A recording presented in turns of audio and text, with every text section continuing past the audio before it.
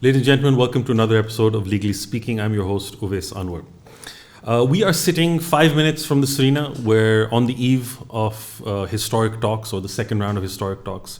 Or at least we think this is the eve, because what's happened is that the Iranians have cancelled, or at least not given permission for their negotiation team to come to Pakistan. We've seen some of the issues arise on both sides. One has to do with the continued US blockade of Iranian ports, which the Iranians claim is a violation of the ceasefire agreement. What we're also looking at is Iran now taking action against ships that are trying to cross, which the US is trying to force open the Strait of Hormuz. And we're seeing Iran taking action on that. Now, does this fare well for the ceasefire? That's something we'd like to ask as well. But really what today's show is upon the negotiations that are soon or about to take place in Islamabad. 5 minutes from here, we're going to have, again, J.D. Vance and the Iranian team sitting down discussing many of the issues that have come up. Now, something that I think a lot of us need to understand is that coming to an agreement with the Iranians and the Americans is not an easy task. The JCPOA took about 18 months to be finalized, and it had many, many annexes and very technical elements to it. Here, we're expecting 2 rounds of talks to sort this out. That probably might not be the case, or at least not a complete agreement. To discuss many of these issues, I'm joined by Jamal Aziz, who is Executive Director of the Research Society of International Law. Welcome, Jamal. Thank you. Thank you. Jamal, I wanted to begin by, if we look at the negotiation positions that both parties have had, these are, at least from the beginning, they seemed to be very maximalist positions, right? The Americans said no more missiles, no more uranium, no more ability to enrich. Later on, when the Strait of Hormuz was closed, they said that, this has to be fully reopened. Ballistic missiles and proxy groups and all of those issues, had to be toned down. So it was almost a complete abdication there. The Iranians, on the other hand, are saying we want to maintain our right of enrichment. We want to be able to continue, developing missile technology, have no restrictions on that. We want sanctions relief, and we want to be able to exercise some form of sovereignty over the Strait of Hormuz, right?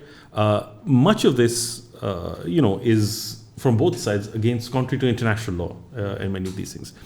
I wanted to ask you, first of all, do you think we're going to be having talks soon? Do you think the positions are going to soften from either side? And secondly, where do you think this negotiation is really going to go? I mean, this is, everyone has been staring at a crystal ball the past couple of days. It's minute-to-minute updates. And I think the fact is that, it reflects how the world is in a crazy place right now, because when, traditionally the news cycles and governments making decisions, one would expect that, there's a lot of thought and rationality that goes into it. And most of the time, as with the advent of social media and Twitter and the constant 24/7 news cycle, we're seeing that, countries are changing their position minute to minute, and there's a lot of anxiety. There's I think, that domestic political base that both the US and Iran has to pander to as well. So our assessment, what we were getting the sense all these days, was that what the Pakistanis have been unofficially saying have been that both sides were quite close to a deal. The figure that we keep hearing is 80% close to a deal, 90% close to a deal. Now, what does that really mean? We can unpack that in this discussion. But I think that what we saw after the first round, the fact that our prime ministers went on this diplomatic whirlwind trip to 3-4 countries in a span of, I think, was it 24 hours or 2 days or something? 48 hours. And the unprecedented, frankly, visit of our Field Marshal Asim Munir to Iran for almost 3 days. I mean, the only international leader who's gone to exactly in the middle of Tehran. A war zone with open threats against the Iranian leadership. I feel, my sense is that the Pakistanis would not have done this had they not been optimistic about something materializing, right? Because I feel that whatever happened in the first round was warranted enough that Pakistanis felt that if they, engaged with the Gulf states as well as Iran, that could have been some negotiation. So now, but like I said, this situation is so fluid that every day, because of different actions by Donald Trump, by tweets and erratic actions by the Americans as well as the Iranians, I would say, the whole thing seems to be under jeopardy of falling apart. So I think that the talks are likely to happen. There was a lot of optimism all the way till yesterday, but this blockade and this this tankers being attacked and day-to-day situation, one wrong move at this time or one tiny escalation, military escalation, can perhaps undo the whole thing. Absolutely. Having said that, we know how ceasefires, how fragile they are, especially when you have a country like Israel involved, right? Yeah. We've seen it time and time again with regards to Gaza, Lebanon, etc. But surprisingly, this ceasefire has been somewhat resilient in the face of a lot of these things. You haven't had those open hostilities breaking out again, so that's always a positive. At the same time, if this ceasefire is not going to lead to them sitting at the table, it is pointless. It's simply delaying, right? And delay in this case could make the remaining conflict, if it was to play out, far more bloody, because if the Americans are able to bring in, say, troops or more weaponry, the Iranians are able to dig out many of their missiles or other weaponry, this could just become a far worse thing. Especially if they have to say, if one side feels that it has to save face by the negotiations going wrong. Absolutely. Likely the US in this case, right? Exactly. And Jamal, what we saw, Trump has built up the alternative to negotiation so much, which is, we will destroy your power plants, you will be in darkness, your entire country will fall into darkness, and he's threatened the Iranians or the Persian civilization, Iranian civilization, and all of those things. We know that if such an attack were to take place, the Iranians have responded that we can't reach the US, but we can certainly reach your allies in the region, and that would put the entire Gulf in a very serious situation. It's an incredibly complex scenario. I mean, in my view, what you said, the spoilers to the ceasefire, knowing that the Americans seem keen to have a ceasefire, they would not be extending this many overtures and talks, with JD Vance being ready to come in twice, with Trump extending the ceasefires, and the Iranians, for their part, also realize that their bargaining position might deteriorate dramatically as this war goes on, and right now they seem to have a place where no side can decisively say that they've lost or won, right? So they can both have this space where they can claim victory to their domestic audiences. But with the Israelis playing spoiler, and from what reports, there's a report yesterday in the Reuters that many Gulf states are not happy with a potential deal, and they would want that Iran be taught a lesson, or their ability to attack them in the future be severely constrained. So now you have a parallel to the nuclear issue, I think a developing missile issue that now is directly would be relevant to the Gulf states. Absolutely. So, in this situation, is it when it becomes not in the interest of several states not to have the ceasefire succeed, the chances of mediation working out fall, and then, like you mentioned, rebound escalation being much heavier this time. Absolutely. Jamal, there's so much to unpack here. Why don't we go one by one? So let's talk about the Iranians first of all.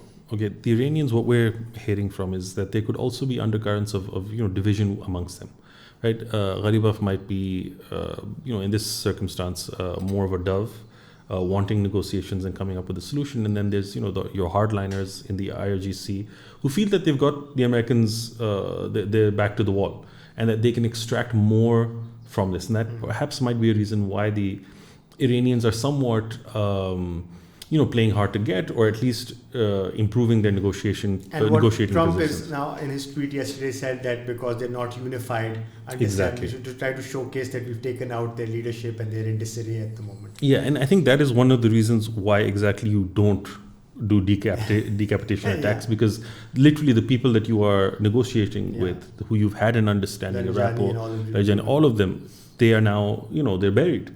And that, I think, is a classic principle why you shouldn't, especially such a perfidious way, where in the midst of negotiations you take out their supreme leader. And that, again, I think for the Iranians becomes another issue, that it's not only about saving face now, it is also about extracting a cost for what they've suffered. You don't lose, your spiritual but also head of state the supreme leader. Yeah. You lost, layers upon layers of your leadership. Your military potential has been weakened. Yeah. Your ability to extract oil and refine it, export it, all has been affected. And your relations in the region, you've had to attack. I mean, they would say they've been forced to attack, their Arab neighbors, and that certainly puts a target on their head for the rest of time to come. And as you mentioned very rightly, the Arabs are not happy. So I think the Iranian perspective, or at least the Iranian position, is very complex, right? It's not just, pre 6-7 weeks ago, the position that they had in Geneva. It's very different from that.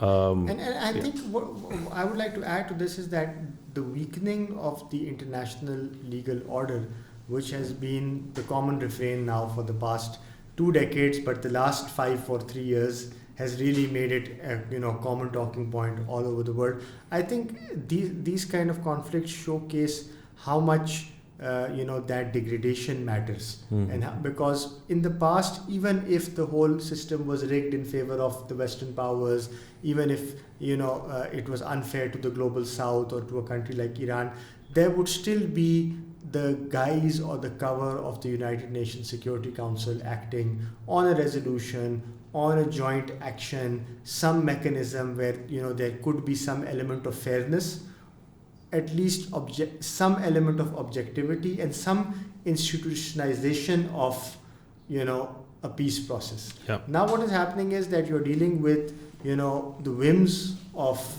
on both sides. They, like you mentioned, that the Iranians want a cost. They know that Donald Trump exercises direct influence on US policy. There was a report today earlier of how the hollowing out of the US State Department, the firings after Biden, the Biden administration by the current team, has led to foreign policy not being handled by experts even within the US. Wow. Right? That's one aspect. So you have personalized decision making at the US, and then also the stepping away generally of the UN systems and all those institutional organizations, the IAEA and everything. They're nowhere to be found, right? And mediation is now happening by third-party countries like Pakistan or others, who also get subject to their own domestic pressures, can be potentially, as this thing plays out, individual countries can play an outsized role. Whether it's Pakistan or Turkey or Qatar or Egypt, no country is immune from pressure, immune from influence. So this becomes very difficult because there's no kind of neutral platform to engage with, at least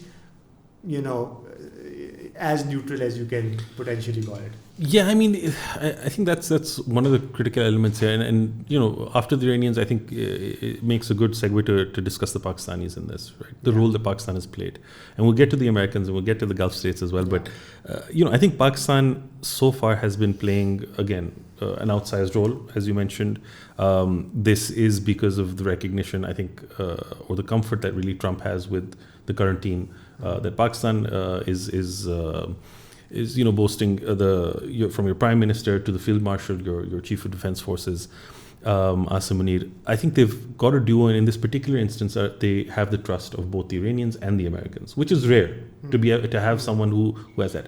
But I think what's even rarer is the fact that we have a defense agreement with Saudi Arabia. We have Gulf states who we have long-standing relationships with. We are very good friends with the Chinese at the same time. So I think Pakistan occupies that position very...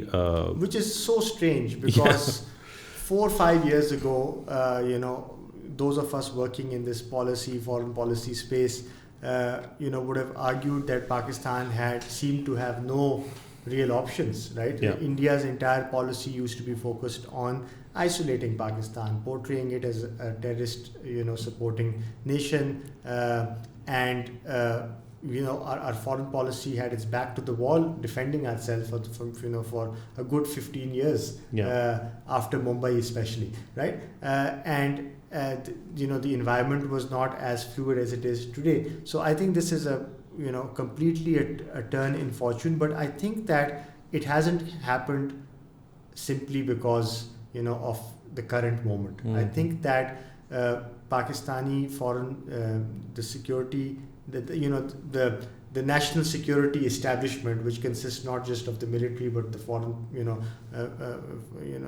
the foreign office and so many ancillary departments and experts, they realized this, I think, far earlier. And if you look at our national security drafts that started emerging from 2012-13, realized that Pakistan was in this position where it should not take bloc politics, it should not go into camps, it should, not align with issues which are detrimental to its national interest. And then in 2018, 2021, 22, that evolved further into regional connectivity, being a hub, using economic transformation, geoeconomics was a term that was utilized, and how to balance, these relations with different countries. I think that was very critical when we didn't partake in the Yemen war at cost back then to us, because we saw that Modi was getting comfortable with all the GCC countries, and there was a common refrain here that we've lost Saudi Arabia, we've lost the UAE and others.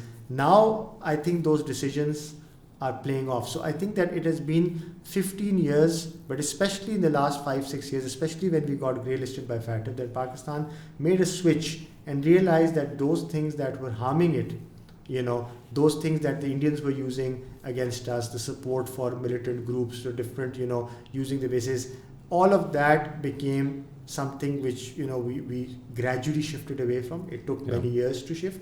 And today you are in that position to benefit from that. So I think the current leadership has done a fantastic job. The current, our foreign office is doing a fantastic job.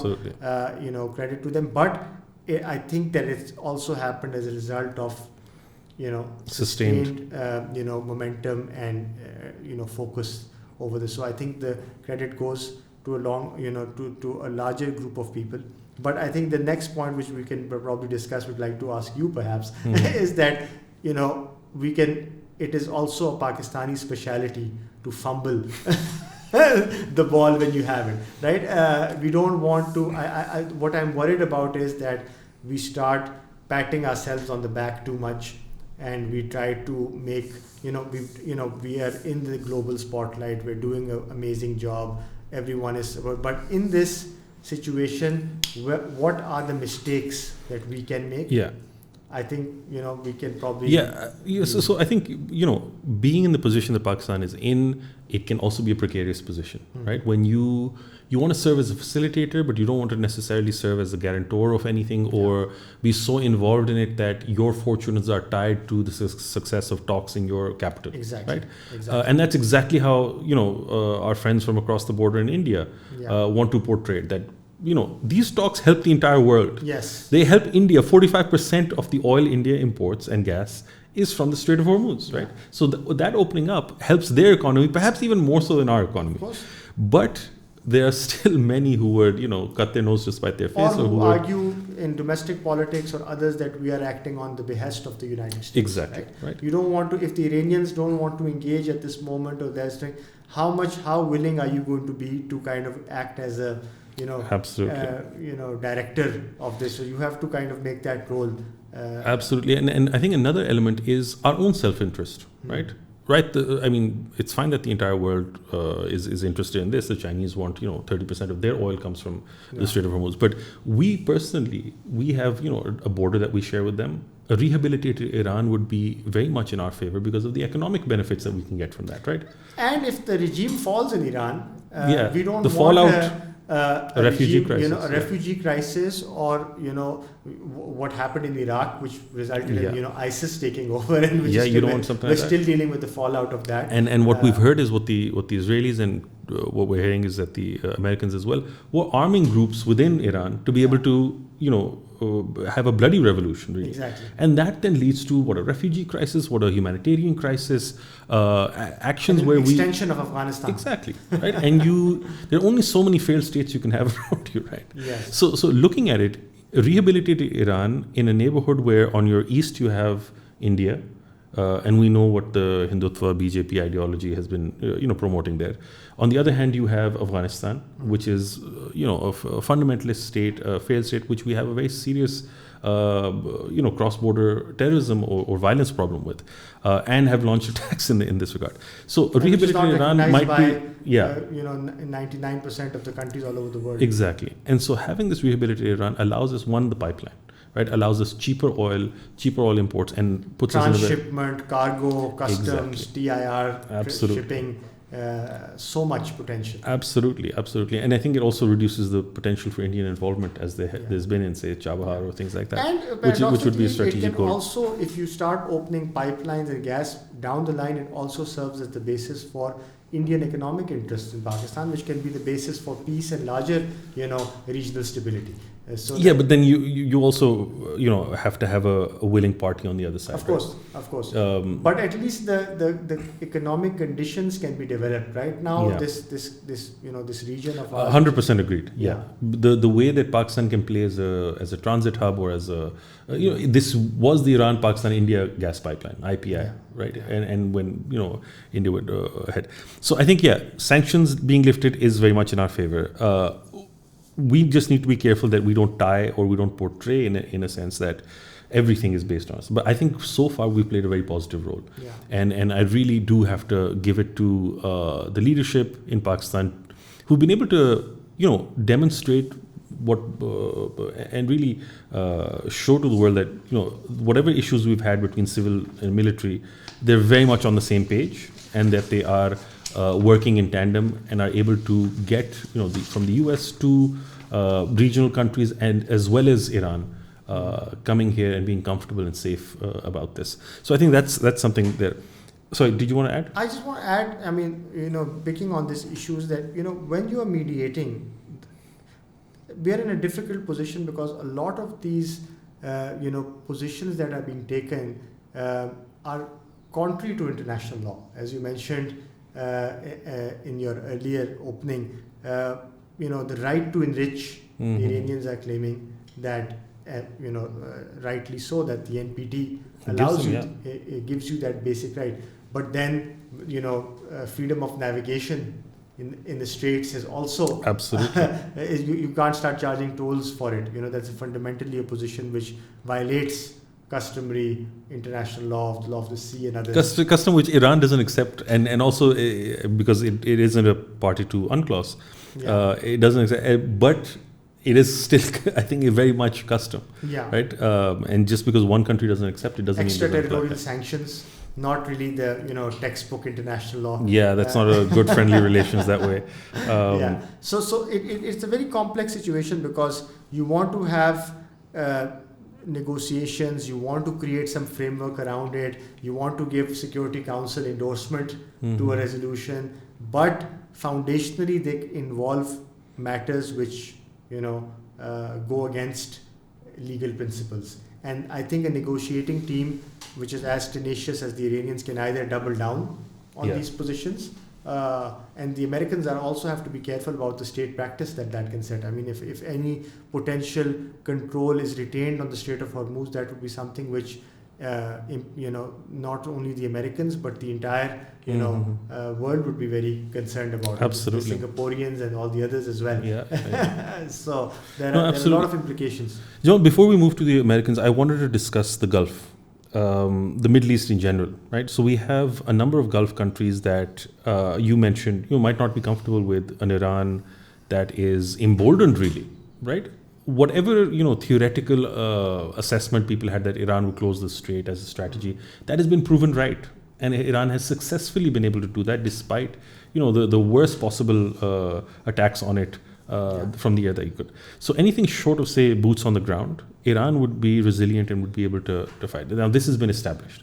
Secondly, what we've also established is that the Middle East, the Gulf, is a target-rich environment for Iran, right? Unfortunately. And with a low threshold for pain. Exactly.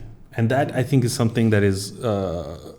which the Iranians are factoring in their negotiation strategy very carefully. And that they have no stomach to fight back, a lot of these Arab countries, unfortunately, for their own defense. We also saw that Pakistan deployed a contingent of its air force as well as its military to Saudi Arabia on the eve of the first round of negotiations.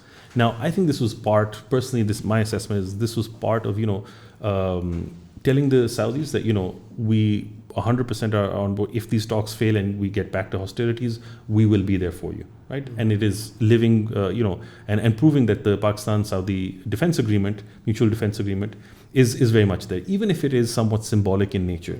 Well, I mean, this is my question, right? I mean, I'm not a military expert, or so I won't comment, but I have my questions, right? That what are the limits of this agreement? When the agreement came up, when it was signed, no one had foreseen, or at least publicly, that such a big conflict would arise months after the agreement, right? Perhaps even the Pakistanis had not factored that in this much. Now the question is that if it is a symbolic agreement, it was supposed to be investment in Pakistan and military support over there. What are the limits of that symbolism? If this ceasefire breaks down and targets are hit in Saudi Arabia, how big is our contingent? Can we actually fully kind of take over security and military protection for the Saudis? I mean, especially with our military stretched as it is on the eastern border, western border, I'm assuming that manpower and equipment would be required to build this force. It might take some time, right? That's the first. Secondly, the Saudis and Saudi analysts have been throwing about this nuclear umbrella thing quite flippantly, that we are under Pakistan's nuclear umbrella. Are they really? I mean, does our nuclear doctrine say that? I mean, again, you are much more versed with nuclear matters, but I think that there's a lot of this perception that Pakistan is now going to kind of take over and provide entire military support, protection, and whether that actually happens or not, what does it really mean? If it's symbolic, then what does that mean?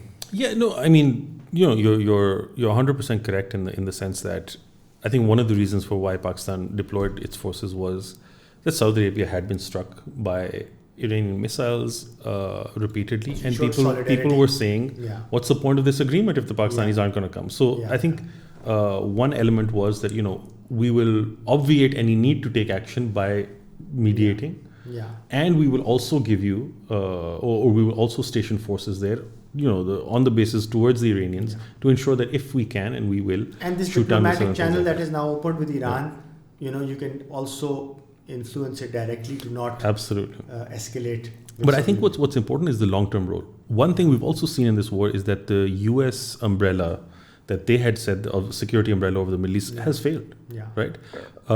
So the type of guarantees or protections that the Americans had at least theoretically given, those couldn't fully materialize.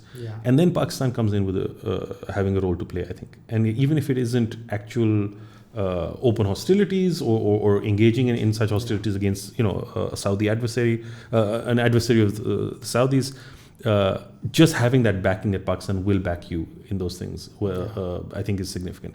For Pakistan's side, I think we're clear. We don't need soldiers to fight for us. We don't need pilots to fight for us. We have the best in all of those. What we do need is economic stability, whether that is in the shape of oil facilities or other such things, or supporting our weapons research and development, or procurement for that matter. These are all things I think which would certainly. Another thing, and one last point is Pakistan's know-how. Pakistan knows how to fight wars, right? Pakistan knows how to manage and maintain an armed force. I think this is a critical skill, and we've been supporting many of the Arab governments in this regard. But a stronger role in that, I think, for the Saudis at least, would enhance their ability to defend themselves. And I think we're playing a smart move of this, this coalition of the middle powers of Pakistan has been very proactive in making sure that Turkey is part of the equation and Qatar is part of the equation, Egypt. And I think this is a smart move because it takes the pressure off us, and also in terms of any future defense alliance agreement, if you have the involvement of Turkey, Qatar, other countries banding together.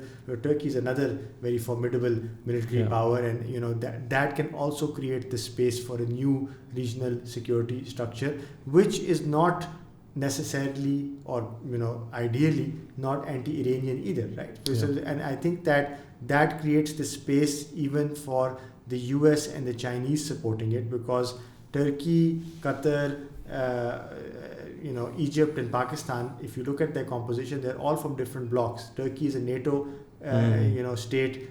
Egypt and Saudi Arabia are BRICS members, and Pakistan is SCO, right? So this is a coalition of the cross-aligned, and you can see that you can't really see that these are Western powers getting together against an Eastern adversary or the Americans fearing that this is an Eastern bloc arising. I think middle powers are going to be playing a real big role. There was a documentary on Deutsche Welle the other day that specifically focused on that. I thought that was very interesting, of how specifically countries like Pakistan, according to their research, will be playing a very pivotal role in the alignment of this new global order.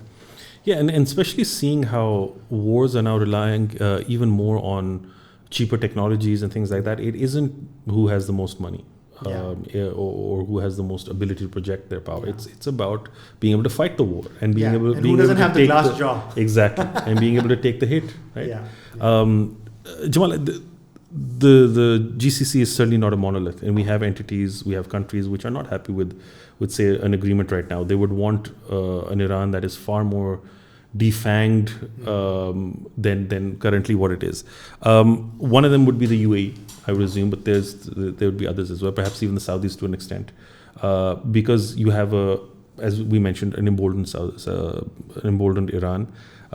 It knows its missiles can hit targets. It knows its ability to stop, the Strait of Hormuz, and its ability to take on a country like Israel or even the US for that matter. So these are all factors that I think in the long term or in even the immediate future and the medium term are going to be elements. They can hold the Strait of Hormuz hostage, and that means the UAE, Saudi Arabia, Qatar are all subject to now some level of Iranian control or some level of Iranian coercion perhaps, and that is something that they clearly would not want. At least it limits it. But given the alternative, which is not having a deal at all, which is maybe potentially having a nuclear Iran, I think this is a far smaller thing to give in return.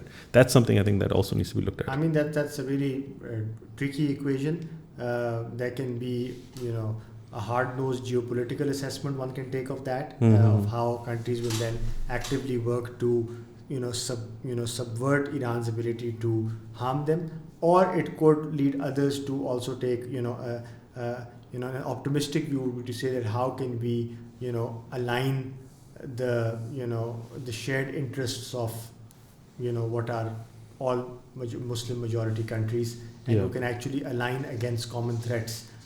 So I think that becomes a very important point. I think Israel's role becomes critical in all of this, because the entire destabilization that we have seen has now directly attributable to Netanyahu's policies and Israel's policies. And I think that as the trajectory that Israel is on, it's not going to stop at Iran.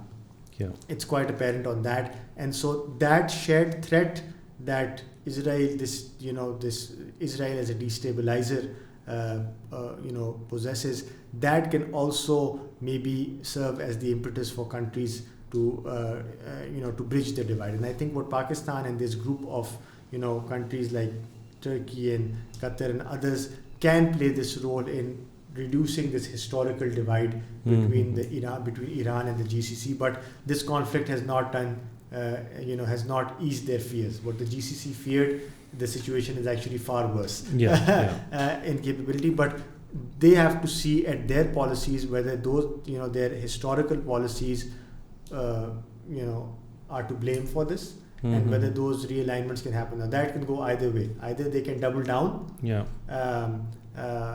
with more alignment, where you see with the UAE and the Israeli interests have been reported to have been much closer in recent years. Either they can double down, or perhaps they can be forced to change their perspectives, and let's hope it's the latter. And moving from the UAE, I think Israel is the Abraham Accords really, they've changed the way the UAE has looked at the region, looked at Pakistan even, looked at a number of the countries, especially Iran. I think they're currently the most vehemently opposed, or I won't say vehemently opposed, but they feel betrayed to some extent through this. But at the same time, I think the role that they've played with regards to, justifying a lot of the actions that the Israelis have done in Gaza and Lebanon. I think that's been somewhat problematic. Israel. I think, you're right to say that Israel plays a critical role here, but I think Israel has also lost out quite a bit in this. And one reason for that is getting the Americans to attack Iran was the goal that Netanyahu had for at least the past four U.S. administrations, for different U.S. presidents, right? He asked George W. Bush, he asked Obama, he asked Biden, but it was only Trump, and that to Trump's second term, where he agreed in, right? And then we had an attack, but the attack was not able to do what they wanted. And that, I think, is a fundamental failure, and this is now going to lead to a range of other alternative options. One, Netanyahu has not been able to achieve his life goal, which was to secure Israel, and this is the nicest way I can put it, secure Israel from a Iranian threat. Right? He may have reduced the nuclear threat, and we'll see if the negotiations lead to that, but the missile threat is still very much there, right? And the ability to shape Israel's actions is certainly still very much there with Iran. And if we have a decade of peace, for example, Iran's ability to rebuild its missile stockpile and all of those would certainly increase, and its drone ability as well. So those are some factors that I think also. What is the next move? What do you do now to defang or neutralize Iran's ability to affect you? One issue could be that proxies, the Hezbollahs, the Hamas, entities that have been supported traditionally, Zainabiyun brigades, and all of these things, they've been supported by Iran as a means of defense. That Iran slowly and gradually, or at least makes some effort to disband those, or at least cut off its links. Now that again is a critical security issue for Iran. The thing is that you see, history has parallels to this situation, but I agree with you that the Israelis have lost majorly in their narrative, in their geopolitical standing, in the support that they have traditionally enjoyed in Western capitals, and especially in Washington. You've seen so many MAGA supporters now openly talking out. Tucker Carlson has been focusing this as a single point agenda for so long. That director of counterterrorism, Joe Kent is his name. I don't know what his. I'm forgetting his name. With high-profile resignation. Yeah, absolutely. Which openly calling out, and these are things which were unprecedented. You could never imagine or envisage that in mainstream U.S. politics, Israel being named and shamed the way it has been. But that is directly as a result of its, very erratic and frankly crazy policies over the past 2 years. Having said that, now what I see it is that the rational states are trying to prevent this order from unraveling. The order was anyway unraveling when all the rules have fallen apart, right? You've had, if you just look in the past 4 or 5 years, the amount of violations of the use of force and sovereignty in Article 2.4, which traditionally the US would do, but it would create some justification for it. But now it's whether it's Israel or whether it is Cambodia, Thailand, or whether it's the Indians, or whether it's Pakistan and Afghanistan, or whether it's Qatar, everywhere this norm, and whether in Iran these norms are getting weaker, and you have the President of the United States openly saying that we're going to target civilian infrastructure and bomb land. So that whole end civilization. So this kind of space, despite what the weakening that happens in your standing, countries like Israel and leaders like Netanyahu take advantage of this chaos to further can take advantage of this chaos to further their agenda and to try get as much strategic gains as possible, regardless of the optics. At the other hand, you have the Chinese, and I think the Pakistan, that 5-point formula which the Chinese suggested with Pakistan was very instructive, because all of those 5 points, 4 of the 5 points had explicit reference to law, sovereignty, order. IHL was mentioned. So you have countries like Pakistan as a middle power trying to navigate. The Chinese are trying to, their vision has been, the Global Civilization Initiative and Development Initiative has been based on connectivity and mediation and solving of disputes. But people argue that that is because the rising power requires stability. Yeah. And countries like the US, The Economist had a very interesting podcast in which they said that the Chinese don't factor in the fact that the US can act as a rogue actor and tear up the script. Right? If it realizes that treaties and the global order is not suiting it, have we envisaged a world where the US acts as the open rogue actor, which Trump has been frankly doing since the past. Yeah, I mean, we've certainly gotten climate change and Paris Accords and all of those other things. 60 organizations that the US has withdrawn from. World Trade Organization and everything. So it's a very, all indications seem to be pointing towards major global conflict. I think that unfortunately, ending perhaps on a pessimistic note, that even if we do get peace talks, it will delay rather than lead to permanent peace. I think both sides have understood their vulnerabilities. They will go back to, shoring up their strengths and fighting against vulnerabilities. And I think that because of this fractional nature of all these factors that we've discussed, it's more likely that we will probably, at best case scenario, kick major conflict down the curve for a little while, or it can escalate into much bigger things faster. No, absolutely. Jamal, just my last question is, Trump was the president in his first term who got rid of the JCPOA, right? So this Joint Comprehensive Plan of Action, under Obama, it was negotiated, took 18 months to negotiate, highly technical document as well. It looked at, reducing uranium stockpiles from 10,000 kgs to 300 kgs, and these were, the least 3.67%. 3.67%. They allowed for very limited, I think, medical research, which had slightly more. And essentially what it did was that it reduced Iran's ability to develop a nuclear bomb, a nuclear weapon, by reducing the centrifuges. For how many years, I think? So it's, what is it, the time that is required to do that breakout time, sorry. Yeah. So the breakout time was, they tried to keep it to 1 year. Right, but it was a comprehensive plan that would last a decade. From a year. So 10 years, there would be systematic. This would be verified through the International Atomic Energy Agency, through other entities. The European Union was involved, and it would convert a lot of the Iranian entities into research entities or research facilities and centers, and prevent the enrichment. 98% of Iran's uranium stockpile was reduced based on this. That was thrown away by Trump, right? It was ripped up again at the behest of Netanyahu at the time, and people said that this was the best agreement we had so far. Now, for Trump to be able to, Trump is in a very different position now. He isn't in the position of strength that perhaps even Obama was at the time when this was being negotiated. What do you think he would need to do to save face, first of all, but also to be able to say that, look, I got a better deal?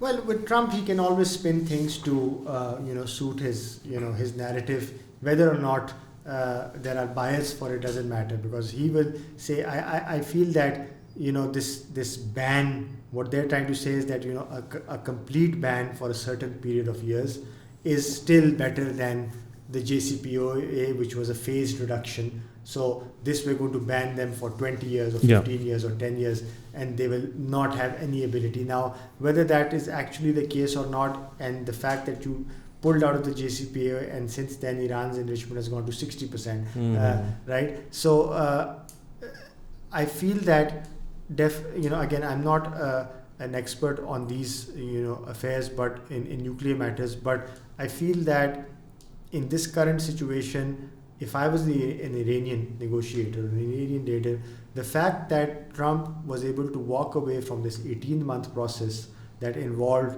the P5 countries, plus Germany, plus the European Union, plus the IAEA, all the commitments taken by capitals spanning the entire Western Hemisphere, and this one man was able to simply walk away from it, that points to a structural deficiency in the US leadership. right? And I think this is one of the biggest critiques that they have of Obama, that he did not, look at this as an international agreement, but more as a politically binding. Because he thought that it would run into political problems in the Senate. Now, because the U.S. politics have become so fractured and there's so much polarization, that is also a major structural weakness. So the question is that if the Iranians make those concessions, and what are the guarantees for making sure that they stick to that? I heard that they've been wanting this to become a Security Council resolution. Whether that happens or not, I don't think would be possible in a 2-day, 3-day negotiation. I mean, it may still happen. And as we discussed, a lot of water has gone under the bridge over the last 6 weeks, right? The Iranian position has radically changed. The American position has changed. There are costs that have been imposed on Iran that it would want compensation for in some form.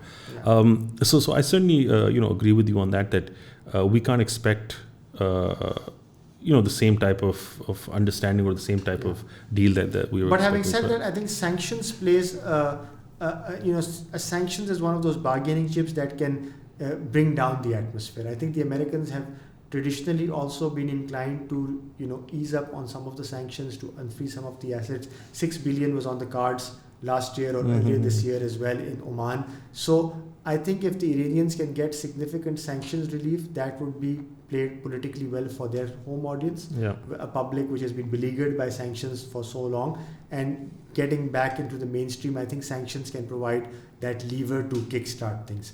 And whether this moratorium happens for maybe instead of 20 years, maybe 10 years, this is what the Pakistanis, I believe, have been arguing. That, I think, gives hope to the Pakistani mediators that I think these two cards of a reduced moratorium date plus sanctions relief can provide the quick win to which Trump needs at this point, and frankly, perhaps the Iranians also at this point. Absolutely. But how it can sustain, whether it will be long lasting, I think realists on all sides probably realize that it would be hoping for too much. So right now, they just need an off-ramp from this conflict. Absolutely. And another aspect is, something we're not looking at is the Strait of Hormuz, right? Iran wants to, in essence, extend its sovereignty over there. Now, this is divided between Oman and Iran.